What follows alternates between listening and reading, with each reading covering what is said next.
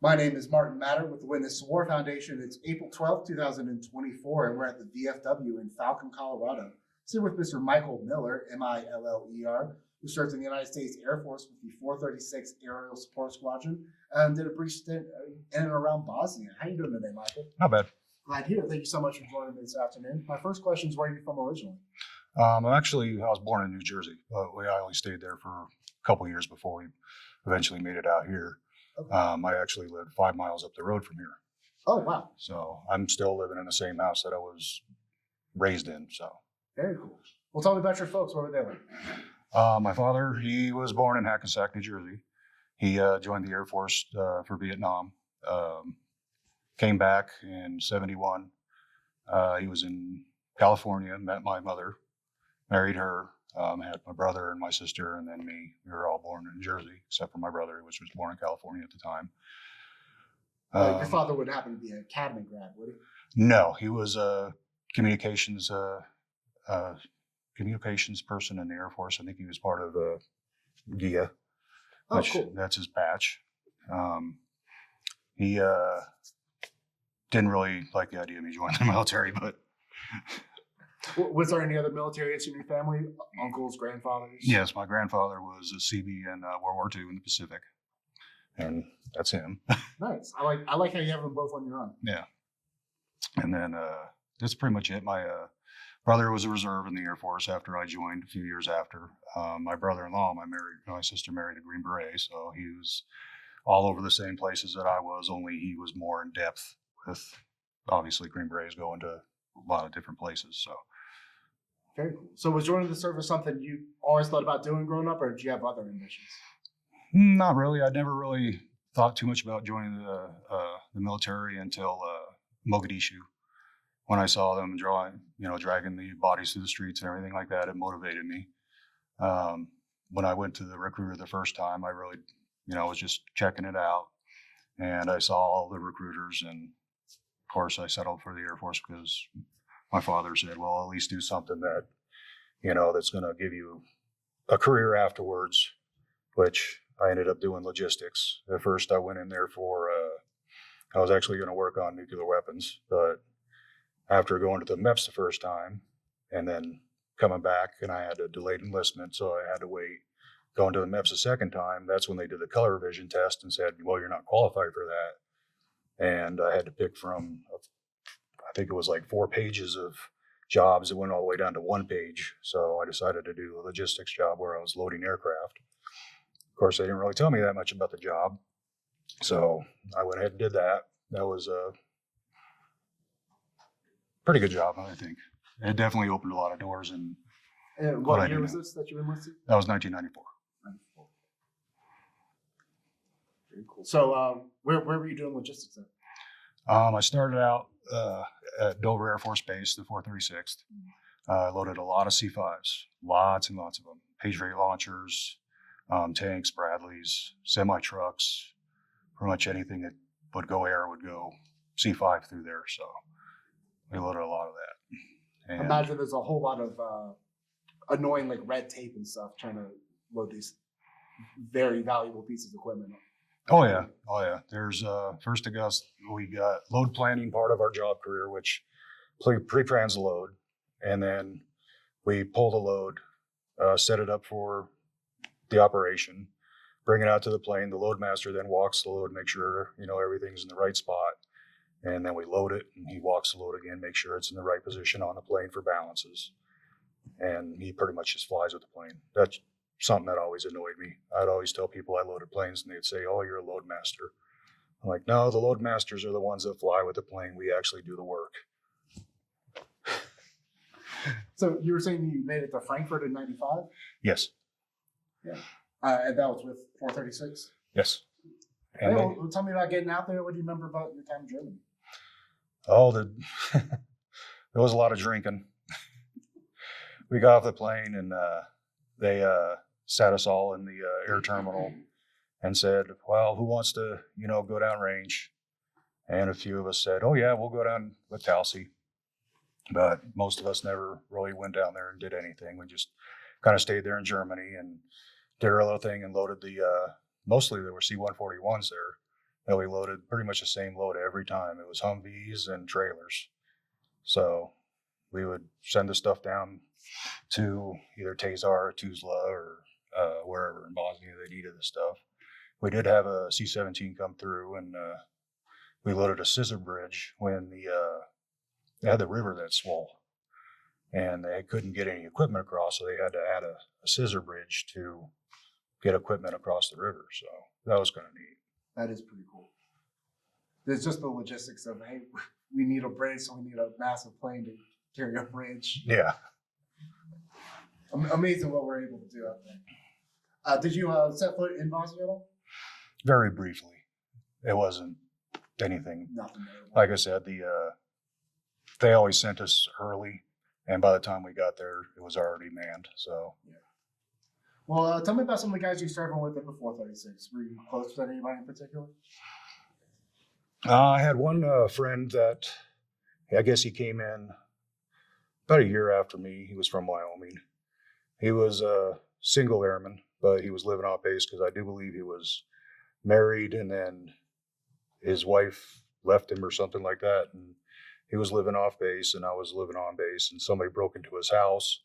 He actually moved in with me for the whole time I was there. So we were pretty close. Very cool. Now, in 95, the Berlin Wall had been down for not even a full decade. Anything notable about that, staying in Germany, as the communists were rooted out and things were getting back to something normal? No, I don't remember too much about that. I remember when I was in Germany, and then again when I was stationed in Japan, it was older civilians. They would come up to me and say, "Oh, I remember when, Americans and the bombs, they would come down." So we ran across, or at least I ran across people in both countries the same. So wild. So before we get out of the Germany, any other memorable stories that are notable for you? No, not really. From Germany, after I got back from Germany, they switched me into a different section, I should say. My job encompassed cargo operations, cargo loading, passenger service, and what they call fleet service. And they moved me into fleet service. And that entailed like pumping latrines off the planes, loading blankets and pillows and food stuff and everything like that. Not all at the same time. But there was one story that I was just thinking about. We had a civilian that worked with us, and one night they were servicing the lavatories on the planes, and they called us Fleet 10 and Fleet 11. And the one upstairs that would pull the handle and dump the latrines would be Fleet 10 or Fleet 11, I think. And the other guy was down there in the truck with the hose. Well, he called and they pulled it and it dumped all over him. This poor civilian, I mean, he was a big guy. And he was wearing a shirt with a pocket, and he had a turd sticking out of his pocket, toilet paper on his glasses, and the chatter on the radio was just unbelievable. But yeah, I remember washing down the ramp that night. We had a big 1,500-gallon water truck that we used to use, road trucks, And just for fun, we'd take the new guys out there, and took the new guy out there with us at that time. I don't remember what his name is at the time, but had him on the hose, and I'd rev the engine and the hose would go all over the place. So he was rolling around on the ground, washing this stuff off the ramp. It was just one hell of a night after the initial incident. I mean, we were just having fun with it after that. But I just remember the toilet paper and everything from his glasses. And well, at least it didn't become a hazing ritual. no, I don't think they would. They would like that very. I mean, hazing in the military, in the Air Force now is pretty taboo. I mean, when we used to get our stripes back before all the people that just didn't want to do it anymore, we used to get our stripes tacked on, and I got mine put on pretty good. I remember my first one. My supervisor almost put me through the wall because I was just walking down the hallway and he came out of the office and just tacked me in the arm and I just went right into the wall. Dang. Now you're at Dover again doing fleet services? Yeah, that's where I was at. And they had a deployment to Prince Sultan Air Base in Saudi Arabia that I went to from there. Nice. What they have you doing out there? I was actually working passenger service when I was out there. Okay. And for the people at home, what was passenger service entail? On deployment, everybody was like space required, so they were going to go. Passenger service on a regular station, you have space available and space required. Space required is when you got to go. Space available is if there's room on the plane, they're going to put you on there. Journalists. Pretty much. But I mean, we loaded lots of people going down range. I've never worked passenger service before, but I think it was the most comfortable job when I was over there because we were in a hard shelter with air conditioning and everything like that, and a phone where everybody else was out in tents. So that was kind of nice when I was over there. Any memorable passengers come in or out of your purview? I think when I was in Germany, we had Tabitha Soren come through from MTV. I remember that, and all the pilots and everybody were jumping around while we're sitting there tying down cargo, and I was like, whatever. I'm not really a big celebrity type of person. I mean, I've run across them before, and I'm like, nah, whatever. They're people just like me, so. So I've heard a whole lot of cultural stories about Saudi Arabia. Anything stand out to you about your time on the ground there? One of my jobs was there to go onto the airplanes when they came in and take all the contraband off, like magazines, movies, alcohol, if somebody snuck it in or whatnot. And I always had to give it to the customs agents over there.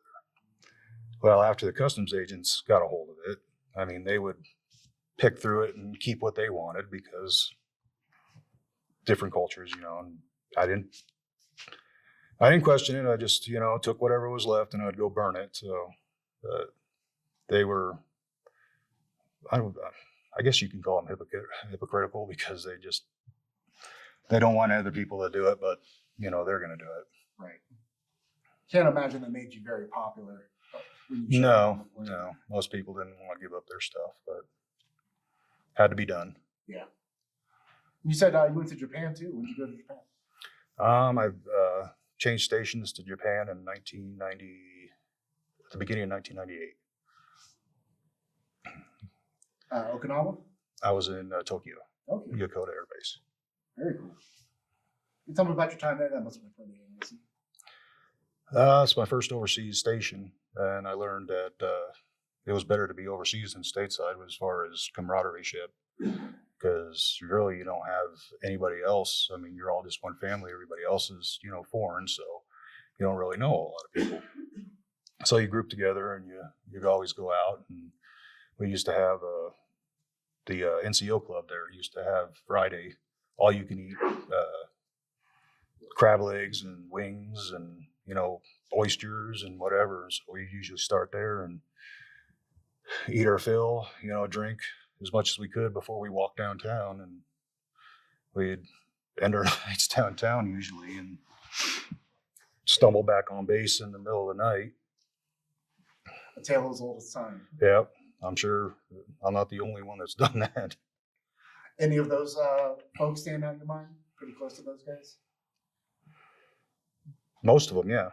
I mean, I have one buddy that he actually still comes out and sees me every once in a while. He was living in my trailer for a little while, but he was struggling with the VA and whatnot. And I was like, hey, stay with me as long as you need.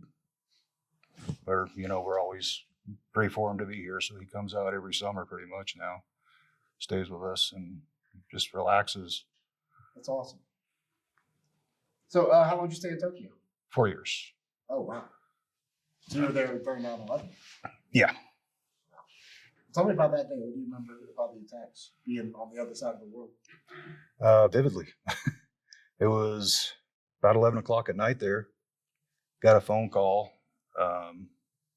my superintendent says, we're on Delta and you need a report. And I'm like, okay, whatever. This isn't, real. He's like, turn on the TV. So I turned on the TV and I was like, this is a movie. He's like, no, this is real. This is happening right now. And then the other plane hit. So I initially said, when am I going? When can I go? He said, no, we can't deploy anybody because we're already forward deployed. We're considered forward deployed. And I was like, well, that's kind of crap. But I was like, okay, well, what can I do to help? He's like, well, we're closing the base down. They need guards. I'm like, okay. So I reported to them and they sent me over to the Security Forces Squadron where I was augmented into the Security Forces for pretty much the rest of the time I was at Yokota. For the most part, they had me, since I was an NCO at the time, and I was qualified on the pistol. So they pretty much just grouped me up with a squad, the actual security forces, where I was riding around in squad cars and giving tickets and stupid things like this. And a lot of times they'd put me on top of a building or something like that with the night vision goggles just to watch the gates. Luckily, Al Qaeda was not in Tokyo at the time. So. That we know of. I don't know. They might have been. So you were there till 2002? Yeah. Where'd you go after that? They sent me to Scott Air Force Base in Illinois, where some people like, other people don't. I didn't really care for it just because it was more smaller of an operation. I mean, it was a logistics readiness squadron where I was used to being on a big, aerial port. So they did everything there. And I was one of the night shift supervisors there, and pretty much it wasn't a whole lot to really do, really. I tried to get away from as much as possible when I was there, though. I moved into the little trailer out in the middle of the country because in Japan, everything's just right there. So I got away from city living. Yeah, I had to get away from it. It's a lot. Yeah. And you're coming up on about 8 years of service. Were you looking to get out, extend? I was not. I was trying to make it a career. I guess about when I was getting close to time to re-enlist, I came down with a problem in my foot. It's called Morton's neuroma, where the nerves pinch. And my options were surgery, which they said 9 times out of 10 it didn't work, and the spot would fill up with calcium or something, and it would make the matters worse. So being in the Air Force was so vain, and I couldn't exercise anymore. Started gaining a little weight, so they gave me the option of staying in and extending and possibly not getting an honorable discharge, or taking the honorable and getting out. So I did take the honorable and left in 2003. What have you been up to since? I started with 2 jobs, actually. I was de-icing airplanes at the airport on the weekends, and I worked at the Air Force Academy for athletics. Oh, cool. I was selling, or I was in the warehouse unloading merchandise for Air Force athletics. Nice. You like working at the academy? It was fun. My boss was pretty cool. The de-icing company that I worked for later on said, oh, well, we need you here all the time in the summer and everything. We'll pay you all sorts of stuff, and made me all these promises as long as I left that job. Well, that turned out to be false.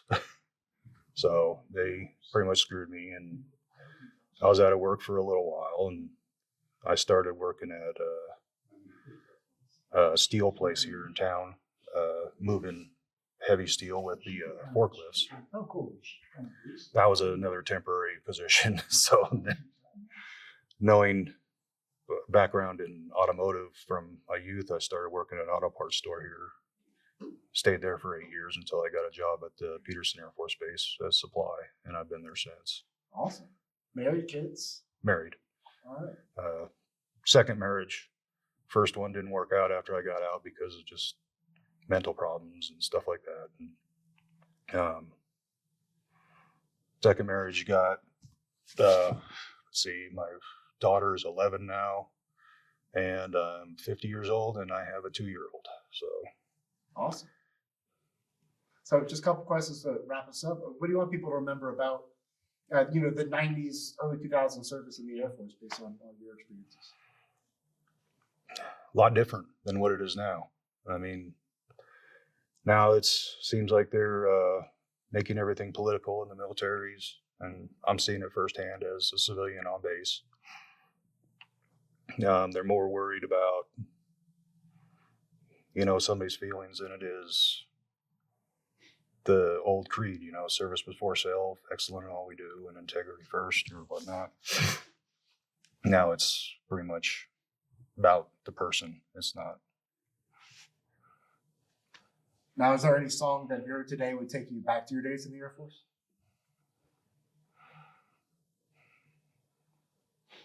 There's a lot of songs that I remember, but I can't, pinpoint one. No worries. And lastly, just any final thoughts, words of advice to anybody watching this in the future? Kids, students? Definitely, if you're going to join the service, to think about what you're going to do before you do it. I mean, you want to make the right decision and have something to fall back on if it doesn't work out. Military isn't for everybody. You pretty much got to shut up and color and get through your time. It's 4 years. It'll fly by, and you can make your choice from there. Well, Michael, I cannot thank you enough for taking the time to share your stories with me today. It's an honor and a pleasure. But more importantly, thank you so much for your service. Greatly appreciate you, sir. Thank you.